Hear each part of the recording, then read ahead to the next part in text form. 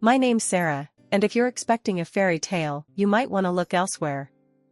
My life's been anything but. By now, I'm a microsurgeon, got a decent house, and you could say I've done alright for myself. But let me take you back to where it all started, back when life was anything but easy. I was just 8 when my dad passed away. He was the one person who made me feel like I was worth something. After he was gone, my mom, Ellen, didn't waste any time finding a new man. Mark, my stepdad, looked at me like I was a piece of gum stuck to his shoe from day one. Mark never laid a hand on me, but man, did he have a way with words. It was like he had a talent for making me feel like I was just taking up space. My mom? She might as well have been a ghost for all the defending she did. Can't you do anything right? Mark would bark at me for just about anything, laughing too loud, forgetting the dishes, you name it. It was like I was living with a ticking time bomb, never knowing what would. And then, when Mom got pregnant again and had my little sister, Emily, things went from bad to worse. I was thrilled to have a sister, don't get me wrong, but Mark saw it as the final nail in my coffin. We've got our own kid now. We don't need to be wasting resources on her, he told Mom, like I wasn't even there. You're just too much, Sarah. Always making a mess, always in the way, he'd complain. My own mother just nodded along, as if agreeing that I was nothing but a problem. One time, I tore my pants playing outside, a normal kid thing, right? But not in Mark's eyes. Look at her, just can't keep herself out of trouble. Tearing clothes now, what's next? Ellen, she's your daughter, but she's a disaster. Mom's response? Mark's right, Sarah. You need to be more careful. We can't afford to keep replacing your clothes. It felt like every little thing I did was under a microscope, every mistake blown up to be some kind of major catastrophe. My laughter, my tears, even just being me, it was all too much for them, or so they made it seem. Even as a kid, I got the message loud and clear. I was the outsider, the one who didn't fit into this picture-perfect family Mark and Mom were trying to paint. And with every passing day, that feeling of being superfluous, of being an unwanted extra, just kept growing. After the whole debacle with Mark and Mom, I found myself landing at Aunt Linda's doorstep. Think of it as going from the frying pan into the fire. Aunt Linda, Dad's sister, had this vibe like she'd chew you up and spit you out for breakfast without a second thought. Great, another mouth to feed, she grumbled the day I showed up with my suitcase, a little lost and a lot scared. Her house was the strict, no-nonsense zone where fun went to die. And me? I was about to become its newest inmate.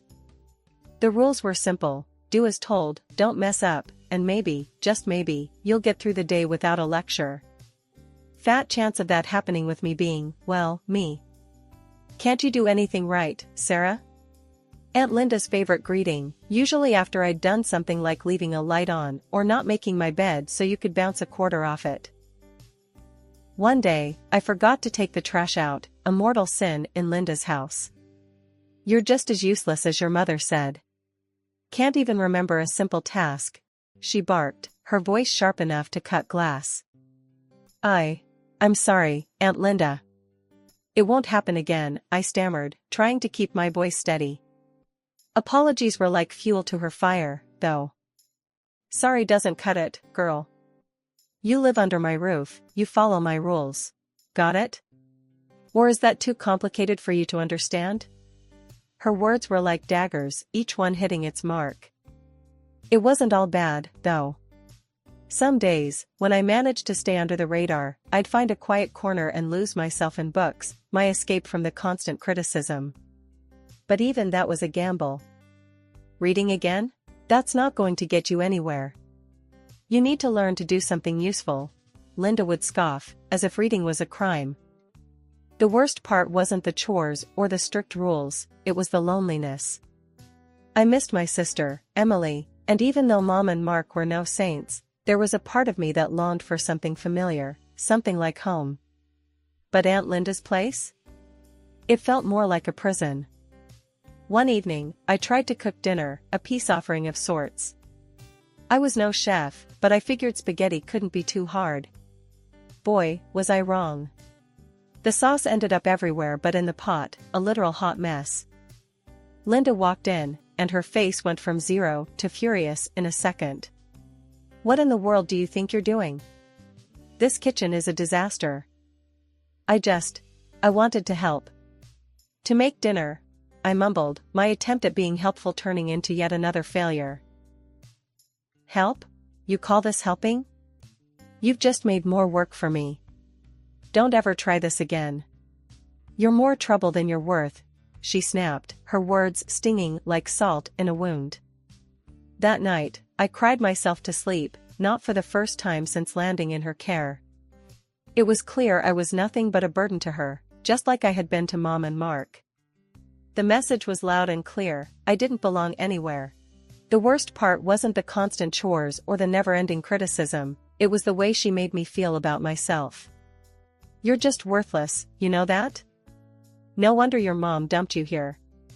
She's probably relieved to be rid of you, she'd hiss whenever I dared to talk back or question her. Deep down, I clung to this naive hope that my mom would realize she missed me, that she'd come back for me. I used to imagine her showing up at Linda's doorstep, apologizing for everything and taking me back home. I believed, foolishly, that she still loved me, that maybe she was just too caught up with my stepdad and sister to reach out. One day, desperation got the better of me. I snuck into Aunt Linda's room and grabbed her phone, my heart racing as I dialed my mom's number. The phone rang, and for a moment, I held my breath, hoping for, I don't know, a miracle? Hello? Mom's voice came through, unfamiliar and distant. Mom, it's me, Sarah. I miss you, I stammered, tears choking my words. There was a pause, a heartbeat of silence that felt like an eternity. Then, Sarah, you shouldn't have called. Don't call me again. You don't need me. The line went dead. So did something inside me. That call shattered any illusion of love or care from her. I was truly alone. Aunt Linda found out, of course. She always found out everything. You little thief. How dare you use my phone without permission, she raged, her face twisted in anger. The punishment that followed was harsh, more for the betrayal she felt than the act itself. That night, as I lay in my bed, nursing my bruises, both physical and emotional, a hard truth settled in. My mom didn't love me. She never would. And Aunt Linda's words echoed in my mind, a cruel mantra that seemed to confirm my worst fears. No one needs you. After the whole debacle with Aunt Linda, I found myself standing on the doorstep of Grandma Judy's house, my bags feeling like they were filled with rocks instead of clothes. I wasn't sure what to expect. My memories of Grandma were fuzzy at best, and Aunt Linda's parting words, "Good luck with her, you'll need it," weren't exactly comforting. Grandma Judy opened the door, and there she was, a stern look on her face that didn't exactly scream welcome home. "So, you're here," she said, her voice as cold as I remembered Aunt Linda's heart. "Come in, then. We've got rules in this house. You'll follow them." The first few weeks were rough. I kept to myself, trying not to step on any landmines. Grandma was tough, her words sharp as knives. Every mistake I made, she was there, pointing it out. "Can't you do anything right? Your mother really didn't teach you much, did she?" she'd snap. But something strange happened as the days turned into weeks. I started to see cracks in Grandma's tough exterior. One evening, as I sat at the kitchen table struggling with some math homework, she sat down beside me, her tone less harsh than usual. "Let me see that," she said, taking the pencil from my hand. Math was always my strong suit. It was the first time we'd done anything together that didn't involve a lecture. And as we worked through the problems, I caught her smiling at me, a genuine smile that I hadn't seen from any family member in, well, ever. "Thanks, Grandma," I said, surprised at the warmth spreading through my chest. "Don't thank me yet. You've still got to pass that test," she replied, but the edge in her voice was gone. Days turned into months, and those months into a year. Grandma and we found a rhythm. She taught me how to cook, telling me stories about my mom as a child, stories I clung to because they made me feel closer to the woman who'd left me behind. Your mom was a wild one, always getting into trouble. You've got her spirit, Grandma said one day, a hint of pride in her voice. It was during one of our cooking lessons that I finally opened up about how much it hurt, being abandoned by Mom. Grandma listened, really listened, and when I was done, she wrapped me in a hug so tight I could barely breathe. Your mom, she made her choices, but they're not on you. You're strong, stronger than you realize. And you're wanted, here, with me. That was the turning point. For the first time since Dad died, I felt like I belonged somewhere. Grandma wasn't just a relative, she was becoming my family, the kind you choose, not the kind you're born into. One evening, out of the blue, Grandma said, "I've been thinking. How would you feel about making this official? You know, adoption." I was speechless. The thought of belonging, really belonging to someone again, filled me with a mix of hope and disbelief. You mean it? I asked, barely daring to believe it. I've never been more serious about anything, Grandma replied, her gaze steady on mine. I want you to be in every sense of the word. Turning my life around wasn't easy, but with Grandma Judy's backing, I started to see a future for myself, one where I wasn't defined by my past. Medicine. That was the dream. It sounded crazy at first, even to me. I mean, going from feeling worthless to dreaming of becoming a microsurgeon? But Grandma, she believed in me, more than I ever believed in myself. Medicine, huh? Grandma raised an eyebrow the day I told her. That's a tough road, Sarah. You sure you're up for it? Yeah, I am, I replied, more to convince myself than her. I want to do something meaningful, you know? Help people. Grandma nodded, her expression softening. Then you'll do it. And I'll be right here, cheering you on. Getting into medical college was my next big hurdle. The books, the late nights, the endless exams, it was like diving into an ocean without knowing how to swim. But every time I thought about quitting, I'd remember Grandma's words, her faith in me. That kept me going. One day, after I got my acceptance letter, Grandma and I sat down at the kitchen table, the letter lying between us like a trophy. I knew you could do it, she said, her eyes misty. I couldn't have done it without you, Grandma, I admitted, feeling a lump form in my throat. None of that now. She brushed off the sentiment with a wave of her hand. You did the work, kid. You earned this. Medical school was a blur of sleepless nights, relentless studying, and the constant pressure to prove I belonged there. I made friends, sure, but I always felt like the odd one out, the girl who had clawed her way in from a world they knew nothing about. Hey, Sarah, you coming out with us tonight? A classmate, Jake, asked me one day. We're celebrating the end of exams. I hesitated, my mind on the mountain of study material waiting for me back at my dorm. I don't know, Jake. I've got so much to catch up on. Come on, everyone needs a break. Plus, you aced the exams. If anyone deserves to celebrate, it's you. Maybe he was right. For once, I decided to let go, to be just another medical student, not the girl with the chip on her shoulder. That night, I laughed and danced, feeling lighter than I had in years.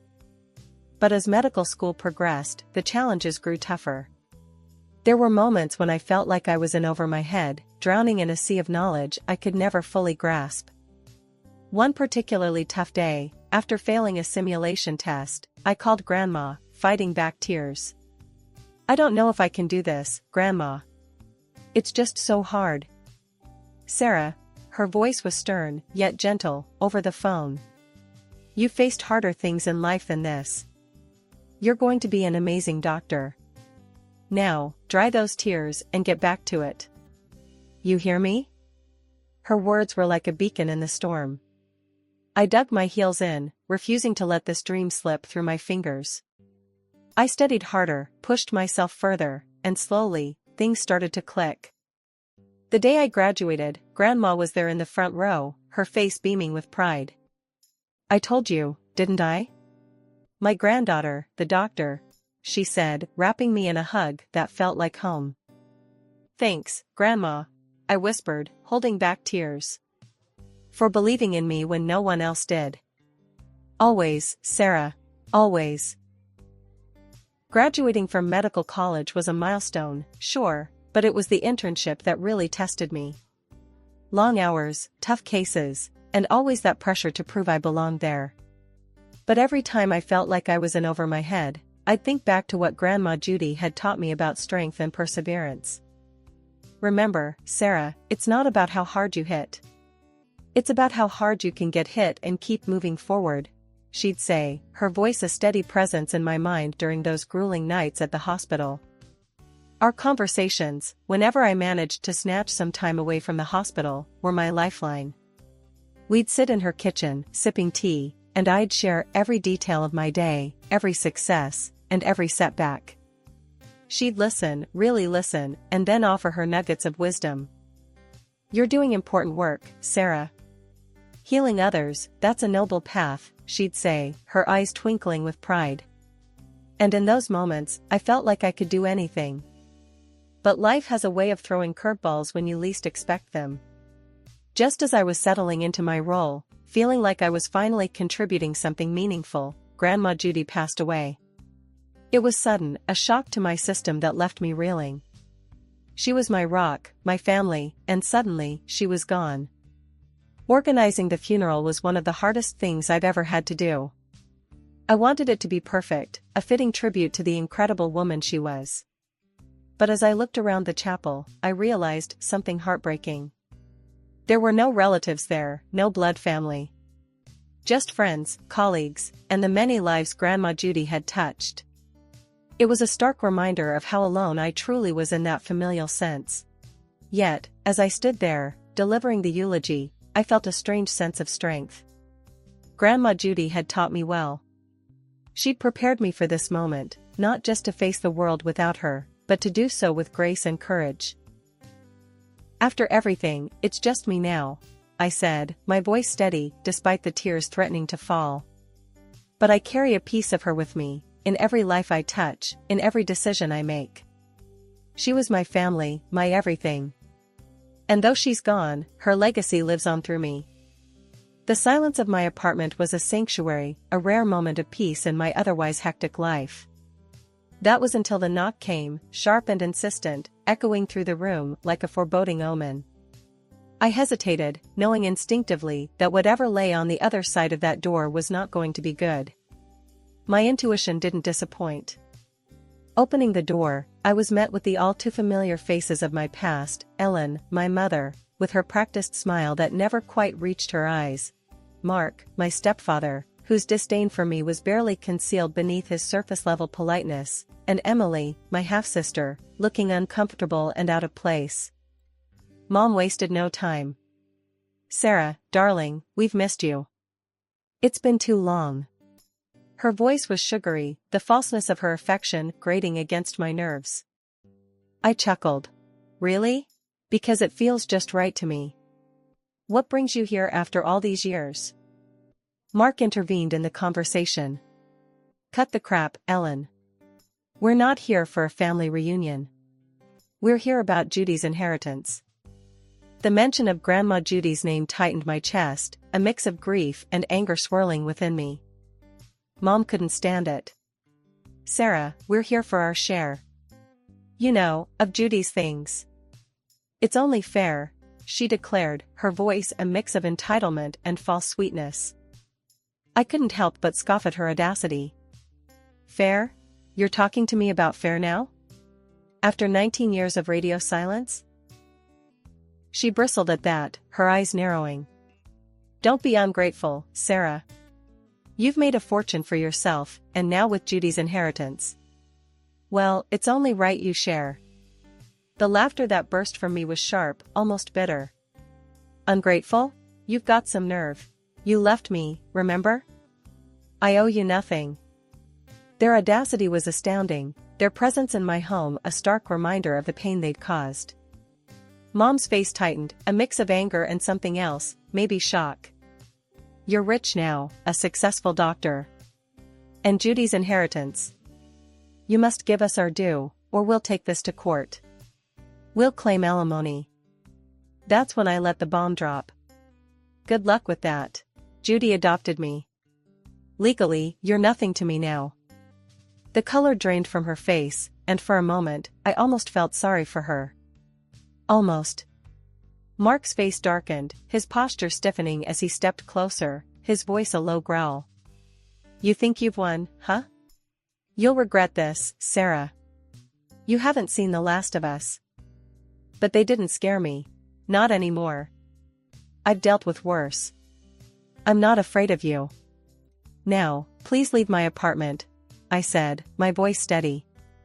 In the aftermath of my family's brazen demand for a share of Grandma Judy's inheritance, I foolishly believed that chapter of my life was closed.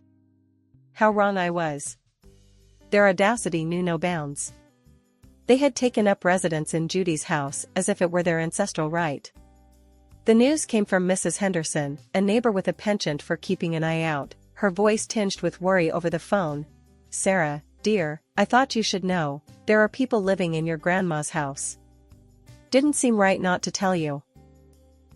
Fueled by a mix of anger and a sense of duty to Judy's memory, I went to confront them. They were sprawled in the living room, making themselves at home in a place they had no right to be. What the hell do you think you're doing here? I demanded, my voice firm, trying to keep the bubbling anger at bay. Mark, ever the provocateur, lounged on the sofa with a smirk that made my blood boil. Oh, look who decided to show up. We're just making ourselves comfortable, seeing as we're family and all, he retorted, his words dripping with unwarranted entitlement. Their audacity was astounding. You're no family of mine. And you sure as hell don't belong here. This is my property, legally left to me by Grandma Judy. You need to leave. Now. I shot back, standing my ground against the man who had made my childhood a misery. Mom, with her skewed sense of reality, chimed in. Don't be so dramatic, Sarah. We're just here for what's rightfully ours. Judy would have wanted it that way. Her attempt to manipulate Judy's wishes was transparent and pathetic. You wouldn't know what Judy wanted. You weren't there for her, remember? You have no claim here, and if you don't leave, I'll have to involve the police. I warned them, my patience wearing thin. The threat seemed to hit home. Mark stood up, trying to use his height to intimidate me, but those tactics no longer worked on me. You wouldn't dare. He bluffed, but his confidence was faltering. Try me. You have until the end of the day. If you're not out by then, I'll have the authorities here so fast your heads will spin, I declared, the resolve in my voice unmistakable. They knew then that I was serious, that the scared little girl they once knew was gone, replaced by someone who wouldn't be bullied or intimidated. They left, their departure marked not by triumph, but by the realization that they had underestimated me. I watched them go, a sense of victory mixed with the exhaustion of dealing with their never-ending greed.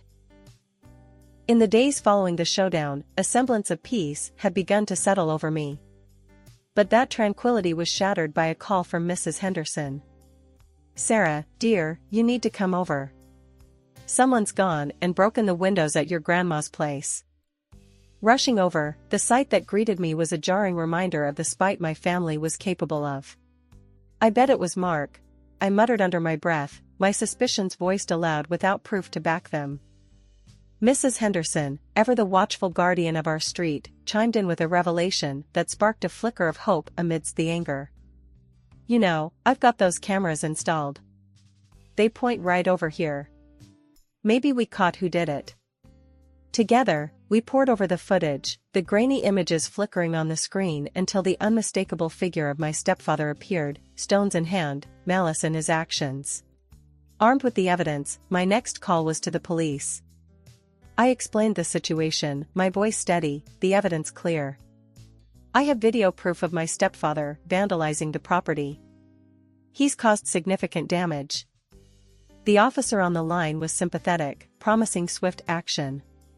We'll handle it from here, ma'am. We've got enough to bring him in. True to their word, the police acted, and Mark was detained, the reality of his actions catching up with him at last. The threat of legal repercussions loomed large, and faced with the prospect of arrest, my mother and stepfather did the only thing they seemed capable of when confronted with the consequences of their actions: they disappeared. In the aftermath, the silence that settled over Grandma Judy's house was different. It was not the oppressive silence of abandonment, but the peaceful quiet of resolution. The broken windows would be repaired, not just as a physical mending, but as a symbol of my own healing from the years of neglect and manipulation.